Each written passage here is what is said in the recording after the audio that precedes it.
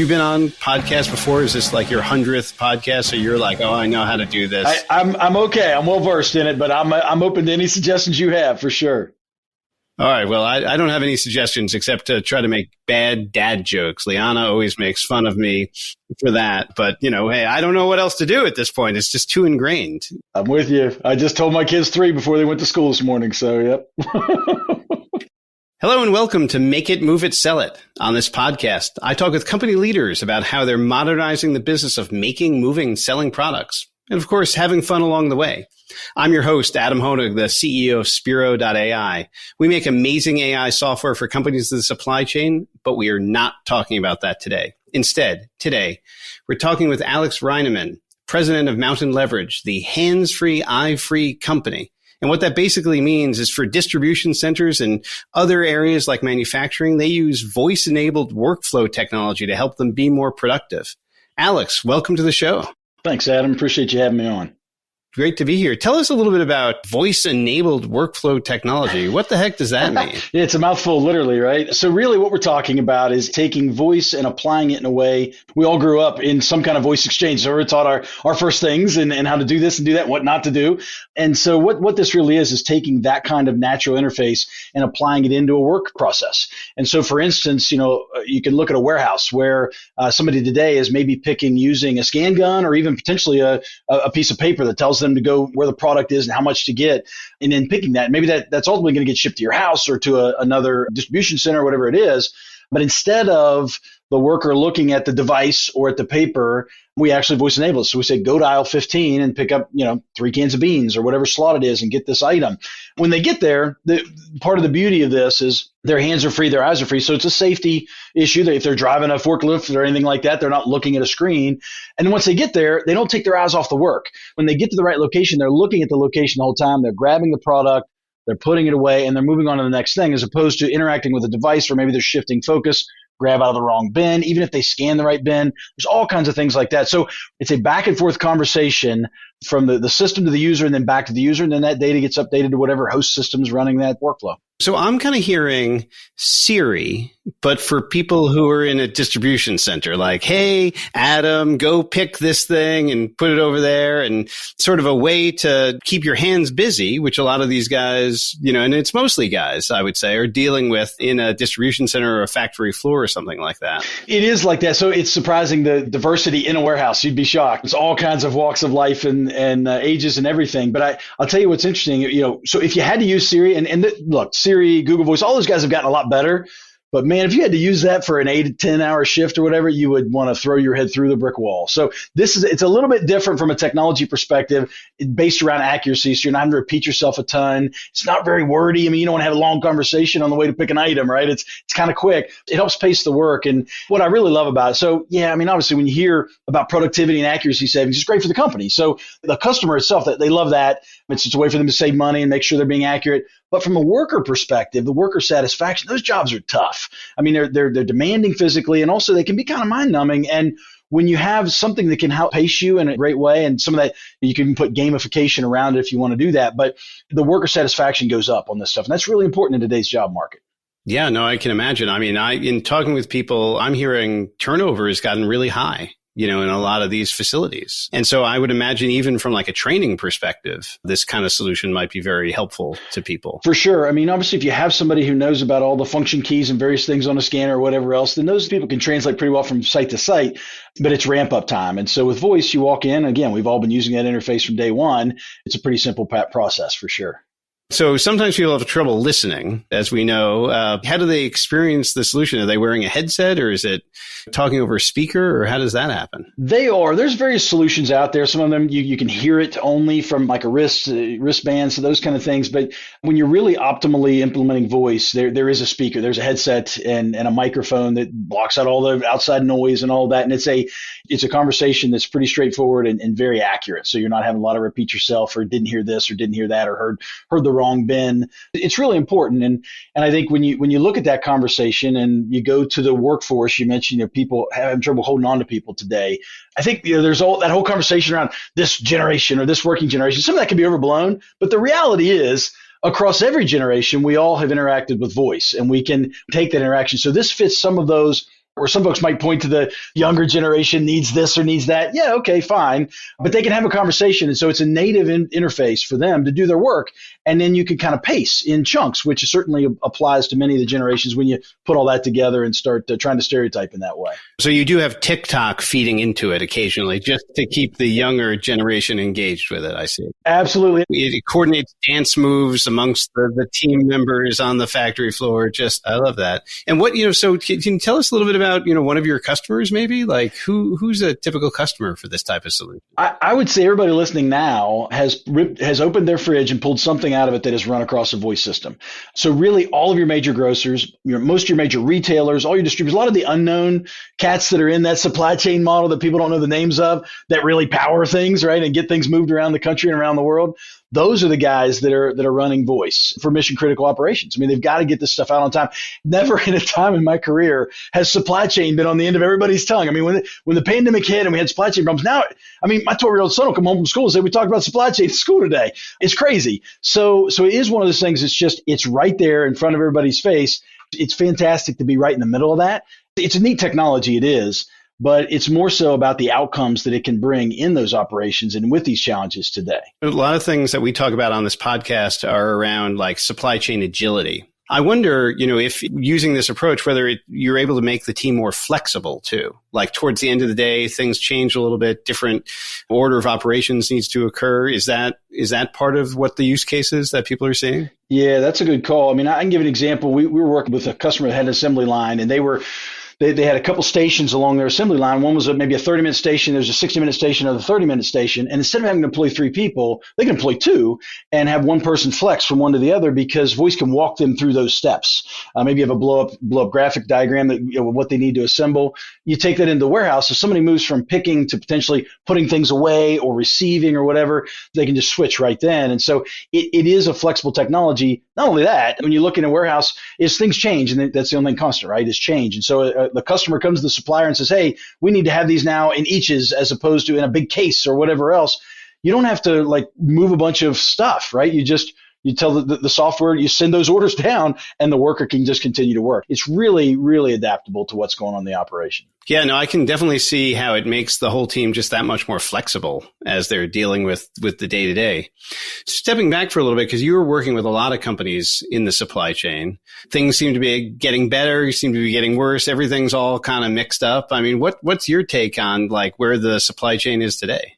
So you're right. It does seem to be getting a little better. I don't know how much that's just we're all have rosy colored glasses. We're looking for it to be better, but I sense it is at some point, but it's still a challenge. And I think this is an opportunity for anybody running a business in this sector or elsewhere. The expectation is, of course, there's supply chain challenges. So we're all kind of facing those. So then it's, how do you still win? How do you bring the best to your customers? And it's as always has been. It's service. It's making sure you're bringing the right outcomes to your customers, regardless of the technology, regardless of what's available or not. But we are absolutely seeing it. Our customers are seeing it. They're all struggling with it. But it's interesting. When the necessity is the mother of invention kind of thing, you're really seeing some companies come up with good strategies in their business. And one of the things that I really enjoy in working in distribution centers for years, that often is the redheaded stepchild of the company. They don't get the focus from the head office and those kind of things. Now they're getting a lot more focus, a lot more money. What is the problem? How can we help it? So it's good for the folks that we've worked with for all these decades that are actually getting some attention within their corporations to be able to solve the problems that they've run into on a daily basis. Because they have become the bottleneck at this point. And when it's on the front page of the newspaper, it's super hard to avoid. I mean, we've been seeing a lot of people investing in predictive analytics for the supply chain, trying to figure out what's going to be coming down the pike for them. How do they forecast accurately? We've been seeing customers loading up on inventory. We've been seeing customers skinnying down on inventory. It's just been all over the place. It's super interesting right now. It really is interesting. And that's one of the things we've enjoyed. Again, it is about technology, but it's not. It's about outcomes ultimately, right? And so that's one of the things we see. A lot of data is coming through our system and we can present that in a way that brings insights to the customer in terms of true business decisions they can make off that data. It's huge. And so whether that's on the inventory side or on the workflow side or anything in between, there's some insights in that data. And I love that trend. I love that the kind of everybody's hopping on board with that. And you're seeing smarter and smarter solutions out there that aren't just giant, remember the days of, I've seen this giant report and it's a business intelligence report. It's like I'm managing my company through the rearview mirror. And that's just not helpful, right? And so stuff that's going on now and things that we've been doing with our customers are just, it's neat to see that we can get that done and help them make good decisions going forward. I want to talk about outcomes for a minute because I'm hearing a trend from you of a lot of focus on that. And I worked early in my career for an MIT professor, and he was focused on outcomes. He thought that there were really only three true business outcomes. There was growing revenue, making more money, or increasing customer satisfaction. And I'm very curious what kind of trends you're seeing about the outcomes that customers are seeing or seeking as you're talking to them. Yeah, so that's interesting. We are right. I mean, it's always ever evolving. We're right in this mishmash of the pandemic, the supply chain piece, now the economy cooling off, purposefully so with the Fed and different things. And so we're right in the middle of all that. So it's kind of different across the board. But, I found customer satisfaction, but we start there.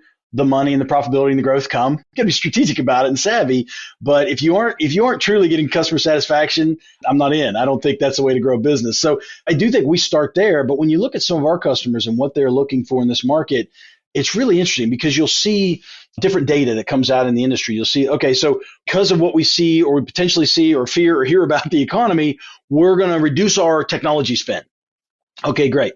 But then they are going to increase their spend, and how do we make workers more productive?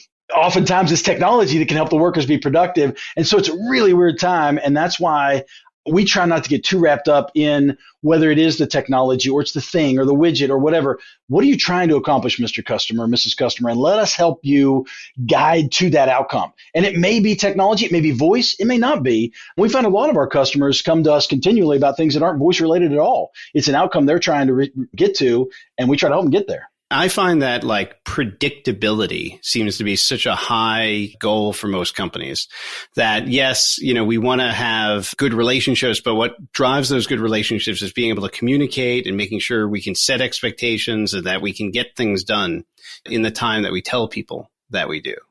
That may be indicative, in a drought, all you want is water. It may be that with everything so uncertain, all they want is certainty. It would make total sense, right? And we do see that for sure. And I think that dependability is really important in any phase of business you're in. Totally.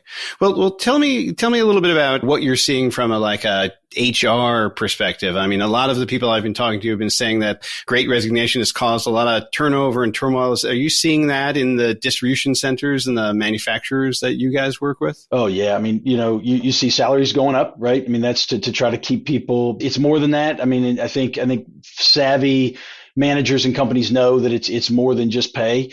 It's the quality of work. And, I referenced that earlier. Look, all success in any company is about the people, right? How satisfied a satisfied worker is a productive worker, those kind of things. And so we are seeing folks paying a little more attention to the holistic look of the worker, which I think is fantastic at a moment in our society. And not everybody, and it's not all sunshine and rainbows. I get it. But in the past, we spend a lot of time internally on our people and the value our people bring and making sure they're flourishing in their roles and making adjustments to make sure that that's the case. And in conversations with prospects and customers through the years, not that it's fell on deaf ears, but it's not been as important. We're finding that much more important now. People are interested, okay, how can our workers be fulfilled? Is what we're talking about here, this solution, whether it be voice or anything, does it help our workers flourish? And that's fun to see that start happening. And I think it's good. I think it's good for the workers. I think it's good for the companies. I think it's good for the economy overall. I have a thesis that is that if you can technologically enable the team, that they're going to feel more happy in their job and more supported. And that solutions like what we're talking about with voice can actually drive people to stay around longer. It's no question. I wish I had the study. I just read it the other day, and I wish I had it to reference it properly. But it basically said just that. It was like workers want to know how they're performing, and they want to be enabled to perform better. And obviously, there's some people that wouldn't want to perform great no matter what you paid them or how comfortable it was, whatever. That's what we're talking about. Your typical workers, average workers, and your above average workers, they want to be productive. I think it's a human need. We all want to be productive and have good outcomes. And so when they can be enabled with either a technology or feedback in the process that can help them be better, they want that. Now, the trick is oftentimes companies will do that in a way where it's almost like tricking the worker to be more productive. And that's not what we're talking about. We're talking about giving the worker the information they need. And we do this over voice so that they can be more productive. And when you find that, you bring average workers to above average workers because now they have a path to be successful. And it's pretty cool. There's a little bit of a dilemma in that. You bring everybody to be above average. Of course, you dragged up the average too. So I don't know mathematically if that MIT professor that I was talking about would go with us, but I'm with you. Let's get everybody to be above average. Let's do it. I totally agree. So I was talking with a guest a couple episodes ago about some of the crazier projects that she's been involved with. And they're in a business that makes saws for concrete construction and stuff like that. And they've taken down some massively big buildings using this technology. I'm just wondering if there's any sort of like crazy customer stories you can share with us about sort of things that you guys have done that's really like, wow, that's amazing.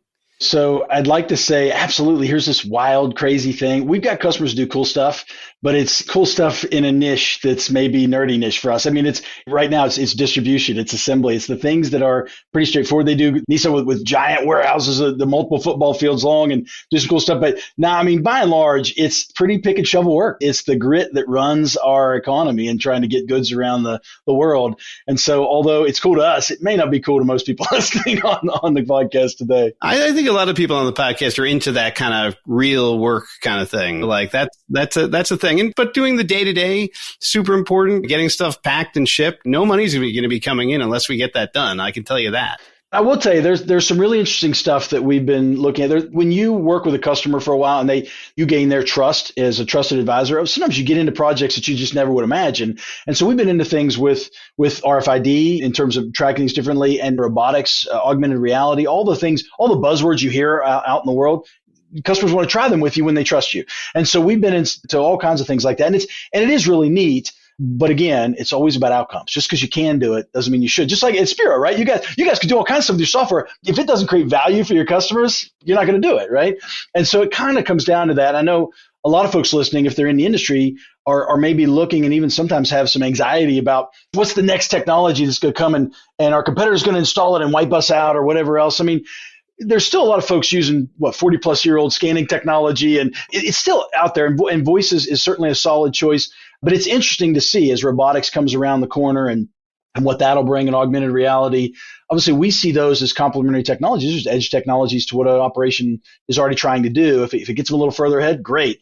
But the reality is most operations today, that's still a bit of a reach from a financial perspective, from a technological perspective. But that's where I really love what we're doing in the space we're in, because voice is really on that path to automation. It gets people there. It's a pretty simple implementation. And now they're on the path and they can begin to make those upgrades to be beyond the technological path, whatever it may be on that path to automation. So I was going to ask you about what you were seeing in the future coming up for voice, or like, can you listen to what's going on and pick up clues from the sounds, the ambient sounds that are going on? Where do you see the future of this kind of technology? Yeah, it's a good call because there is that mix of privacy. So we make sure we aren't violating anybody's privacy by trying to listen in too much or anything. It's really about a command back and forth of just specific commands we're listening for. That said, there's certainly trends in the data. You already mentioned it in terms of the insightful kind of data that's pulled in. You plugged in, again, more buzzwords, AI. You plugged it into things. Does this help better decision making on the floor, where you place your products on your distribution floor or from a manufacturing perspective, where the goods, the raw materials coming in on time? All those things are really interesting. And so I think when we look at where it's going, it's hard to look past robotics and think that there's some play there. And it's certainly happening in the industry on a smaller scale than it sounds like, but it's certainly happening. Again, the augmented reality stuff's exciting to me. We're not there yet from a technology standpoint, honestly, but it's getting there. And I think that's the kind of stuff that's exciting. But really that data piece that you mentioned, that's probably going to bring the biggest impact, which sounds silly because everybody's all excited about the hardware stuff, but it's probably that will make the biggest difference. But man, Adam, again, it all comes down to people. It's still, regardless of all this exciting stuff and the lights and how bright they get, it's still, are we helping the worker be more productive, more effective at their job?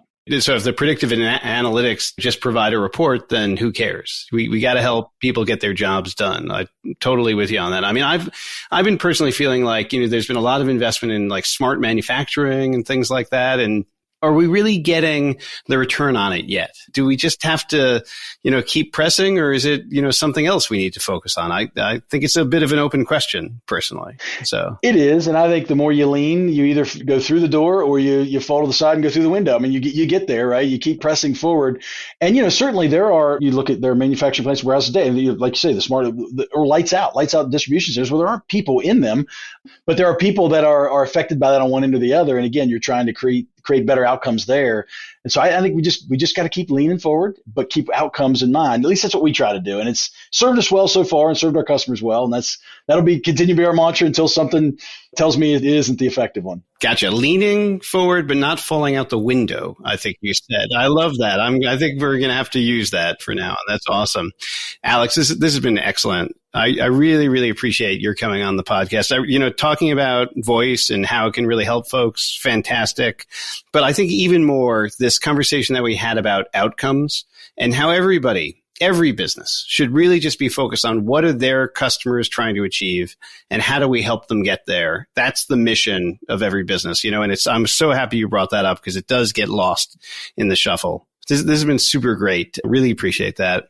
Hey, so just as a reminder to everybody here, you can find every episode of the Make It, Move It, Sell It podcast at spiro.ai/podcast. Be sure to subscribe. And I don't know if you thought Alex made any sense here, if you like leaning out of the window but not falling in or whatever the heck he just said, maybe, give us a thumbs up or a nice review. I don't know, Alex, you think people should do that? They should totally do that. Oh, yeah. Why not? Come on. What's it going to cost you? Nothing. It'll create great outcomes. Do it. There we go. Even if you just got something from the outcomes part of the discussion, you should do that. But thanks, everybody, for tuning in. And we're looking forward to seeing you on the next episode.